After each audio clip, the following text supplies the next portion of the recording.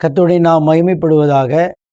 சங்கீதம் 32:6 படி, இதற்காக சகாயம் கிடைக்கும் காலத்தில் பக்தி உள்ளவன் எவனும் உம்மை நோக்கி விண்ணப்பம் செய்வான்.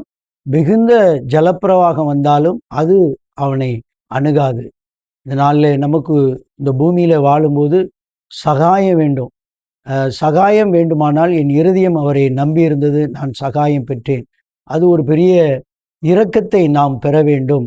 இரக்கம் பெற வேண்டுமானால் தொடர்ந்து அவரை நோக்கி விண்ணப்பம் செய்ய வேண்டும். பக்தி உள்ளவனை கர்த்தர் தமக்காக தெரிந்து கொண்டிருக்கிறார். தேவன் நம்மை பக்தி உள்ளவனாய் தெரிந்து கொண்டபடினால் நமக்கு எல்லாவற்றிலும் தேவனை நோக்கி விண்ணப்பம் செய்யும்போது கர்த்தர் அதை அணுகாதபடி, வாதை உன் கூடாரத்தை அணுகாது, பொல்லாப்பு உனக்கு நேரிடாது என்று சொன்னது போல தேவன் நிச்சயமாய் நம்முடைய குடும்பங்களையும் நம்மையும் சபையையும் பாதுகாத்துக் கொள்வார். God bless you.